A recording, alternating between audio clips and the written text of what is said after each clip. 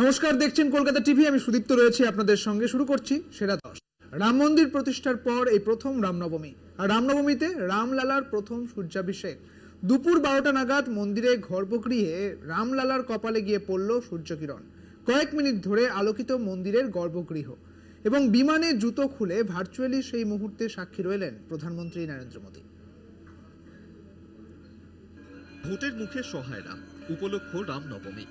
অযোধ্যায় রাম মন্দিরে রামলালার প্রাণ প্রতিষ্ঠাকে কেন্দ্র করে ধর্মীয় জিগির তোলার সব রকম চেষ্টা করে কেন্দ্রের শাসক দল বিজেপি। প্রাণ প্রতিষ্ঠার লাইভ মেগা শো প্রায় গোটা দেশ সেদিন প্রত্যক্ষ করে। প্রত্যেক ফ্রেমে ধরা পড়ে নরেন্দ্র মোদীর উপস্থিতি। রামলালার প্রাণ প্রতিষ্ঠার পর প্রথম রামনবমী। এই দিনটিকে স্মরণীয় করে রাখতে রামলালার কপালে সূর্য তিলক পরানোর ব্যবস্থা করা হয়। নির্বাচনী আচরণ বিধি লাগু থাকায় হয়তো সেভাবে রাজনৈতিক প্রচারের হাতিয়ার হয়ে ওঠেনি, তবে তার মধ্যেও ধরা পড়েছে মোদীজির ছবি। রামলালার কপালে সূর্য তিলক পরার মুহূর্ত প্রধানমন্ত্রী দেখলেন আকাশপথে। অসমের নলবাড়ি থেকে প্রচার সেরে ফেরার পথে বিমানে বসেই রামলালার সূর্য তিলক দেখেন প্রধানমন্ত্রী। কি এই সূর্য তিলক? ডুবোজাহাজের নাবিকদের ব্যবহৃত পেরিস্কোপের পিছনে যে বিজ্ঞান, রামলালার কপালে সূর্য তিলক পরানোর পিছনেও ওই একই বিজ্ঞান। দুপুর 12টায় বিজ্ঞান প্রযুক্তির মেলবন্ধনে রাম মন্দিরের গর্ভগৃহে তৈরি হয় সেই বিশেষ মুহূর্ত। সূর্যের আলোয় আলোকিত মন্দির গর্ভ। রামলালার সূর্য তিলক বা সূর্যাভিষেকের ঘটনার সাক্ষী রইলেন সকলে। সূর্য তিলকের মুহূর্তে রামলালার বিশেষ আরতি আরাধনা করা হয়। এক্স মাধ্যমে প্রধানমন্ত্রী লিখেছেন, নলবাড়ির সভার পর রামলালার সূর্য তিলক দেখেছেন। কোটি কোটি ভারতবাসীর মতো বিষয়টি তার কাছেও অত্যন্ত আবেগের বিষয়। এই সূর্য তিলক সকলের জীবনে যেন শক্তি নিয়ে আসে, দেশকে যেন নতুন উচ্চতায় পৌঁছে দেয়। কলকাতা টিভি। হাইকোর্টের নির্দেশকে বুড়ো আঙুল। অস্ত্র হাতে রামনবমীর মিছিলে বিজেপি। হাওড়া, বীরভূম, মালদহে তরোয়াল হাতে শোভাযাত্রা। রামের মিছিলের নামে অস্ত্র হাতে শক্তি প্রদর্শন গেরুয়া শিবিরের। দেখুন। রাম তুমি কার, এই নিয়ে ভোটের মুখে শাসক বিরোধী তরজাতুঙ্গে। এই পরিস্থিতিতে রামনবমীর দিন অস্ত্র হাতে আস্ফালনের ছবি। অস্ত্র হাতে মিছিলে হাঁটলেন বিজেপি নেতা কর্মীরা, যা নতুন করে উস্কে দিয়েছে বিতর্ক। হাওড়ার রামরাজা তলায় হাতে অস্ত্র নিয়ে মিছিলে হাঁটেন বিজেপি প্রার্থী রথীন চক্রবর্তী।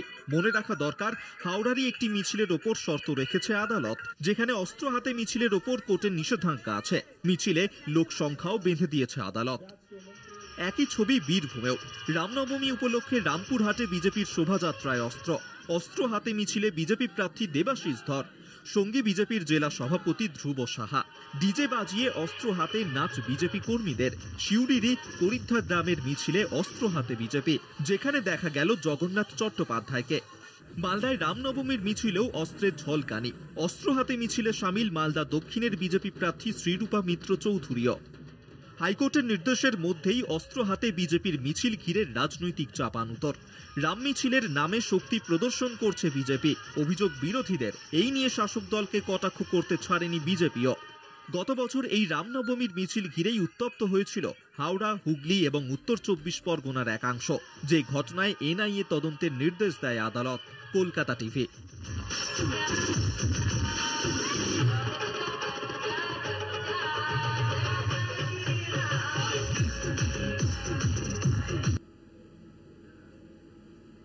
ভোটের ময়দানে ধর্মের রাজনীতি। রাম নামে ভোট প্রচারে সব শিবিরের প্রার্থীরা। জয় শ্রীরাম স্লোগান তৃণমূল প্রার্থী দেবের মুখে। রামনবমী মিছিল থেকে বিজেপির হুঙ্কার, শতাব্দী রায়েরও হুঙ্কার। কটাক্ষ বিজেপি প্রার্থী সুকান্ত মজুমদারের। বৈতরণী পেরোতে প্রার্থীদের ভরসা রাম নাম। রাম নামে মজে জনগণের মন পেতে বুধবার সকাল থেকে প্রচারে জোড়াফুল থেকে পদ্ম শিবিরের প্রার্থীরা। রাম বানে একে অপরকে নিশানাও। ঘাটালের কুশপাতা এলাকায় রাম মন্দিরে পুজো দিয়ে জয় শ্রীরাম স্লোগান তুললেন তৃণমূল প্রার্থী দেব। ধর্ম নিয়ে রাজনীতির অভিযোগ তুলে দেবকে কটাক্ষ বিজেপি প্রার্থী হিরণের। ধর্ম নিয়ে রাজনীতি করছে তৃণমূল। জয় শ্রীরাম। কোনো ধর্মেরই নয়, এরা রাজনীতির জন্য ধর্মকে চুজ করে। এরা রাজনীতির জন্য ধর্মর বদলে দেয়। যখন যে ধর্মকে দিলে রাজনীতির ভোটটা পাবে, সেই ধর্মের মধ্যে ঢুকে গিয়ে ধর্ম পালন করেন। রাম কার? তৃণমূলের উত্তর, রাম কারো একার নয়। সিউড়িতে রামনবমীর মিছিলে যোগ দিয়ে বিজেপিকে খোঁচা শতাব্দীর। তফাৎ হচ্ছে আমরা যদি জয় শ্রীরাম বলি, আমরা বলছি জয় শ্রীরাম। এটা হচ্ছে ঠাকুরের নাম জয় শ্রীরাম, ওরা জয় শ্রীরাম, এটা কিন্তু স্লোগান নয়। তৃণমূলের রাম বন্দনায় কটাক্ষের সুর বালুরঘাটের বিজেপি প্রার্থী সুকান্ত মজুমদারের গলায়। তৃণমূলে রাম নাম নিচ্ছে, তো ভূতের মুখে রাম নাম শুনে আমাদের ভালোই লাগছে। কোচবিহারে রামের বন্দনায় মিছিলে অংশ নেন বিজেপি প্রার্থী নিশীথ প্রামাণিক। রাম নবমীতে অস্ত্র হাতে মিছিল হাওড়ায়, তলোয়ার নিয়ে শোভাযাত্রা বিজেপি কর্মীদের। সামিল হলেন বিজেপি প্রার্থী। রামপুরহাটে তরোয়াল হাতে নাচ মহিলাদের। হাওড়ায় তৃণমূলের উদ্যোগেও বিশাল শোভাযাত্রা। অংশ নেন তৃণমূল প্রার্থী প্রসূন বন্দ্যোপাধ্যায়, অরূপ রায়, ডাক্তার রানা চট্টোপাধ্যায় সহ আরো অনেকে। কলকাতা টিভি। এই মুহূর্তে যে খবরের দিকে নজর রাখবো, মেদিনীপুর থানায় এসে হুমকি বিজেপি প্রার্থী অগ্নিমিত্রা পালের এবং রামনবমী নিয়ে মমতার বিরুদ্ধে অভিযোগ নিয়ে থানায় অগ্নিমিত্রা। অভিযোগ না নেওয়ায় থানায় তালা দিয়ে বিক্ষোভ বিজেপির। মমতাকে প্রচার থেকে ব্যান করতেও বলেন অগ্নিমিত্রা। অগ্নিমিত্রার তিনি থানায় দ্বারস্থ হয়েছেন, মমতার বিরুদ্ধে থানায় দ্বারস্থ হয়েছেন। মেদিনীপুরে এই ঘটনা, রামনবমীর এই ঘটনাকে কেন্দ্র করেই অগ্নিমিত্রা পাল তিনি থানায় এসে অভিযোগ করেছেন।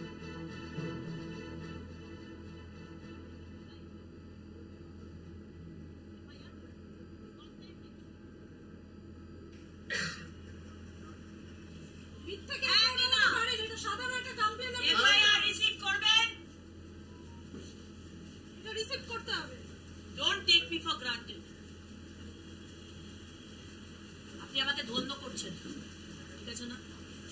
আপনি আপনার কাজ করছেন। এফআইআরটা রিসিভ করুন, রিসিভ করুন, রিসিভ ইট। এফআইআর রিসিভ করুন, এফআইআর রিসিভ করুন। আমি একজন মহিলা, আমি একজন বিধায়িকা। এফআইআর রিসিভ করুন। আমি কমপ্লেন দিচ্ছি, আপনি বাধ্য আমার কমপ্লেন দিতে। আপনারা দেখুন পশ্চিমবঙ্গের অবস্থা দেখুন।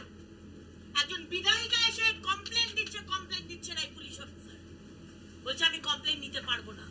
কেন নিতে পারবেন না? কেন নিতে পারবেন না? হয় আপনি কমপ্লেন নিন, আদারওয়াইজ আপনি সিট ছেড়ে ভেতরে যান। এফআইআর রিসিভ করুন, এফআইআর রিসিভ করুন, এফআইআর রিসিভ করুন। কারণটা কি? এফআইআর রিসিভ করুন। আপনার কি পুলিশ ম্যানুয়ালে আছে যে রিসিভ করার নিয়ম নেই? এরকম কিছু আছে পুলিশ ম্যানুয়ালে? কখনোই নেই। আমরা যতটুকু জানি পুলিশ ম্যানুয়ালে এসব কিছু নেই। আপনি কেন বাইরে রাস্তা অবরোধ করছেন? দেখি আপনি কতক্ষণ দাঁড়িয়ে আছেন।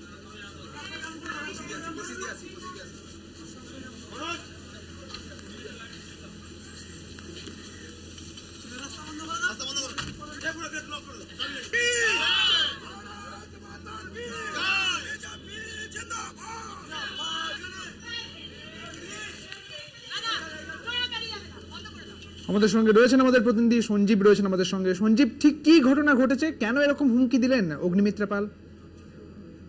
তো যেটা দেখা যাচ্ছে যে আজকে বিকাল প্রায় 4:30-5টার দিকে মেদিনীপুর কোতালিতে আসে অগ্নিমিত্রা, মেদিনীপুরের লোকসভার প্রার্থী অগ্নিমিত্রা পাল এবং হুমকি সুরে থানায় ঢুকে প্রথমে এফআইআর নিতে অনুরোধ করে, কিন্তু যখন এফআইআর নিতে অস্বীকার করে পুলিশ, তখন তিনি থানার মধ্যে হুমকি সুরে পুলিশকে আঙুল তুলে ধমকাতে থাকে এবং তারপরে যখন এফআইআর না নেওয়া হয় এবং থানার বাইরে বেরিয়ে গেটে তালা লাগিয়ে বিক্ষোভ দেখাতে থাকে এবং রাস্তার গেট লাগিয়ে রাস্তাতেই বসে পড়েন, রাস্তার উপরেই বসে পড়েন। তার কিছুক্ষণ পর থানার যখন আইসি আসেন এবং অবশেষে থানার আইসি যখন এফআইআর নেন তখন বিক্ষোভ উঠে যান এবং মমতা ব্যানার্জির নামেই এফআইআরটা মূলত করেছেন অগ্নিমিত্রা পাল। সুদীপ্ত, ধন্যবাদ সঞ্জীব তোমাকে।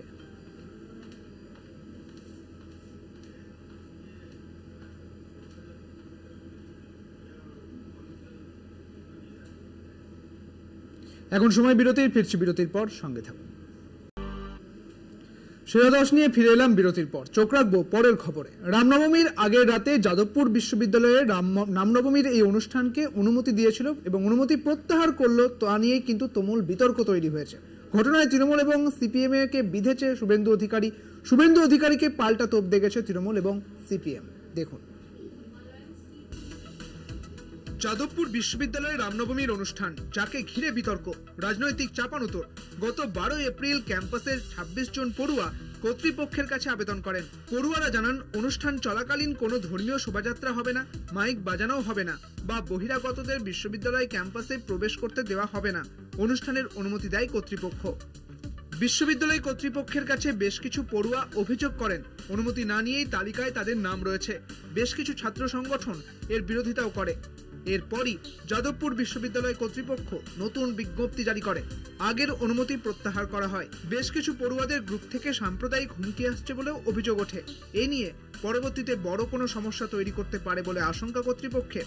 কর্তৃপক্ষের এই সিদ্ধান্তের পিছনে তৃণমূলের হাত রয়েছে বলে দাবি শুভেন্দু অধিকারীর। পাল্টা বিরোধী নেতাকে নিশানা করে তৃণমূল। শুভেন্দুর বিরুদ্ধে জোর করে শিক্ষা প্রতিষ্ঠানের দখলের অভিযোগ তুলেছে তৃণমূল। শুভেন্দুর সঙ্গে পড়াশোনার কোনো সম্পর্ক নেই, কটাক্ষ সিপিএম এর। রামনবমীর শোভাযাত্রা নিয়ে গত বছরই উত্তেজনা ছড়ায় রাজ্যের বিভিন্ন এলাকায়। সেই গন্ডগোলের জের পৌঁছায় আদালত অবধি। ফলে লোকসভা নির্বাচনের আগে রামনবমী নিয়ে অতিরিক্ত সতর্ক প্রশাসন। এই আবহে রামনবমীর অনুষ্ঠানের অনুমতি প্রত্যাহার নিয়ে সরগরম যাদবপুর ক্যাম্পাস। কলকাতা টিভি। উদয়ন গুহ গুন্ডামির মাস্টারমাইন্ড, তার নেতৃত্বেই বারবার হামলা, অভিযোগ কেন্দ্রীয় প্রতিমন্ত্রী তথা কোচবিহার কেন্দ্রের বিজেপি প্রার্থী নিশীথ প্রামাণিকের। উদয়নের বিরুদ্ধে কমিশনে নালিশ নিশীথের। ভোটের দিন এই ধরনের গতিবিধি নিয়ন্ত্রণের দাবি করছেন নিশীথ প্রামাণিক। উদয়ন বনাম নিশীথ দ্বন্দ্ব অব্যাহত। লোকসভা ভোটের আবহে দুজনের সংঘাত আরো চরমে। প্রসঙ্গত, মঙ্গলবারই কেন্দ্রীয় প্রতিমন্ত্রী নিশীথ প্রামাণিকের গাড়িতে ম্যাজিস্ট্রেটের উপস্থিতিতে পুলিশ তল্লাশি চালায়। পুলিশের সঙ্গে ছিলেন নির্বাচন কমিশনের আধিকারিকরা। কেন্দ্রীয় মন্ত্রীর গাড়িতে এভাবে তল্লাশি চালানোর কোনো নিয়ম আছে কিনা তা নিয়ে নিশীথের নিরাপত্তারক্ষীদের সঙ্গে তর্কাতর্কি শুরু হয় পুলিশের সঙ্গে, যা নিয়ে সরগরম হয় কোচবিহারের রাজনীতি। এরপরই বুধবার উদয়ন গুহর গতিবিধি নিয়ন্ত্রণের আর্জি জানিয়ে কমিশনের দ্বারস্থ হন নিশীথ প্রামাণিক। নিশীথের দাবি, উদয়ন গুহ সমস্ত রকম গুন্ডামির মাস্টারমাইন্ড। উদয়ন গুহ নেতৃত্বে তাঁর উপর দুবার আক্রমণ হয়েছিল। নির্বাচনের দিন তাকে নিজের বুথেই আটক করে রাখা হোক, এই মর্মে আর্জি জানালেন কেন্দ্রীয় স্বরাষ্ট্র প্রতিমন্ত্রী তথা কোচবিহারের বিজেপি প্রার্থী নিশীথ প্রামাণিক। কমিশনকে পাঠানো নিশীথের চিঠি প্রসঙ্গে তীব্র কটাক্ষ উদয়ন গুহর। তাঁর দাবি, ভোট ঘোষণার পর থেকে তাঁকেই একাধিকবার আক্রান্ত হতে হয়েছে, তাঁর উপর হামলা হয়েছে। তাঁর বিরুদ্ধে তোলা অভিযোগ ভিত্তিহীন। রাজনৈতিক মহলের প্রশ্ন, বিজেপি প্রার্থীকে চুপসে গেলেন। সংবাদ মাধ্যমের সামনে এদিন মুখ খোলেননি নিশীথ প্রামাণিক। এমনকি কলকাতা টিভি যোগাযোগ করার চেষ্টা করলেও তিনি কোনো প্রতিক্রিয়া দেননি। অন্যদিকে কোচবিহারের ভোট রাজনীতি জমে উঠেছে। এবার কোচবিহারের তৃণমূল প্রার্থী জগদীশ বসুনিয়ার প্রার্থী পদ বাতিলের জন্য নির্বাচন কমিশনের কাছে আবেদন জানাল জেলা বিজেপি। নাটাবাড়ি বিধানসভার বিধায়ক মিহির গোস্বামীর অভিযোগ, তৃণমূল প্রার্থী জগদীশ বসুনিয়ার 2 বিয়ে। শুক্রবার প্রথম দফায় কোচবিহারে ভোট। কোথাও প্রার্থী পদ বাতিলের দাবি, কোথাও হেভিওয়েট দ্বন্দ্ব। সব মিলিয়ে ভোটের আগে কোচবিহারের রাজনীতিতে চড়ছে পারদ। কোচবিহার থেকে রবিউল ইসলাম ও অনুপম সাহার রিপোর্ট, কলকাতা টিভি। প্রথম দফার ভোটের আগে লন্ডভন্ড ডুয়ার্সের বিস্তীর্ণ এলাকা। কালবৈশাখীর সঙ্গে শিলাবৃষ্টির জেরে উল্ল বাড়ির চাল, চাষের ব্যাপক ক্ষতির আশঙ্কা। ঝড়ে ক্ষতির পরিমাণ প্রায় 12 লক্ষ টাকা বলে দাবি উপপ্রধানের। বানারহাটের গয়েরকাটা, তিলিপাড়, আংরা ভাষায় ঝড়ে ব্যাপক ক্ষতি। মঙ্গলবার বেশি রাতে জলপাইগুড়ির বিভিন্ন জায়গায় কালবৈশাখী ঝড় সহ প্রবল বৃষ্টি হয়। সেই সঙ্গে চলে শিলাবৃষ্টির দাপট। শিলা পড়ে জমিতেই নষ্ট হয়ে যায় ফসল। ঝিঙে, পাট, তিল সহ বিভিন্ন ফসলের ব্যাপক ক্ষতি হয়েছে বলে অভিযোগ চাষিদের।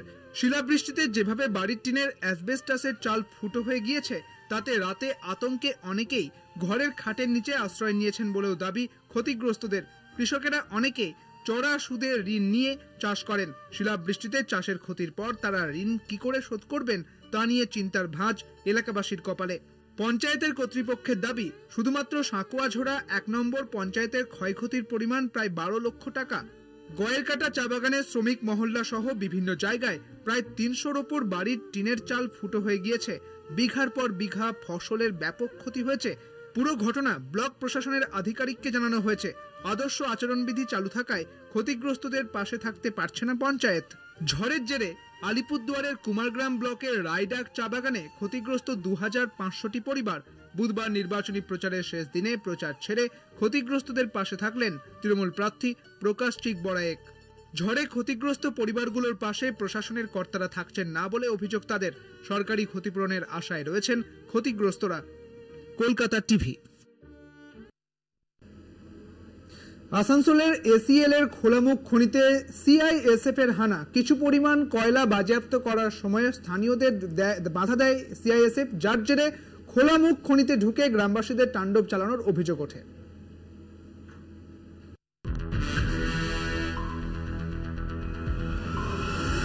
আসানসোলের ইসিএল এর শ্রীপুর সাতগ্রাম অঞ্চলের চরণপুর খোলামুখ খনির আশেপাশে বুধবার সিআইএসএফ হানা দেয়।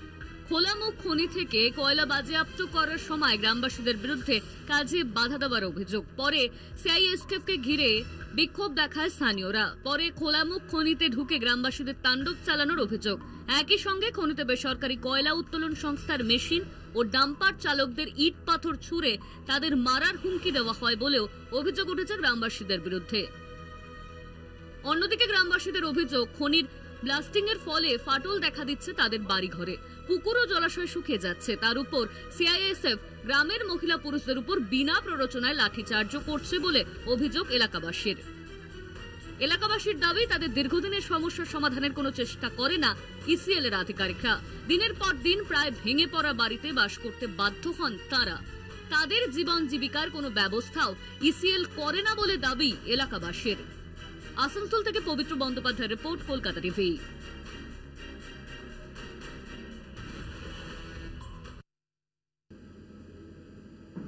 সমুদ্র সাথী প্রকল্পের ভাতা থেকে বঞ্চিত প্রকৃত মৎস্যজীবীরা, ভাতা না মেলায় ক্ষুব্ধ মৎস্যজীবীরা। 15 এপ্রিল থেকে শুরু হয়েছে ব্যান পিরিয়ড এবং গভীর সমুদ্রে মাছ শিকারে নিষেধাজ্ঞা থাকায় আর্থিক সংকটে মৎস্যজীবীরা। শুরু রাজনৈতিক চর্চা।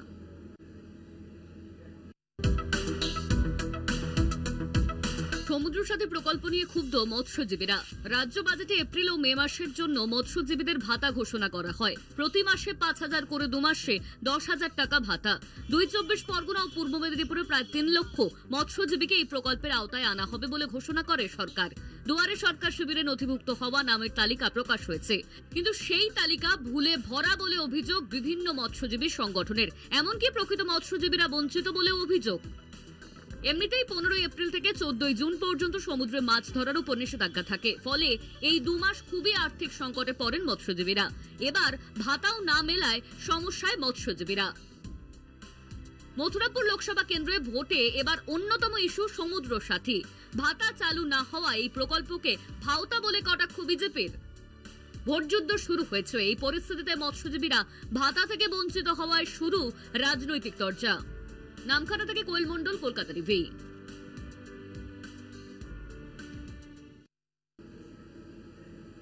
সেরা দর্শক, এখন এই পর্যন্তই। দেখতে থাকুন কলকাতা টিভি, রাত দিন 7 দিন।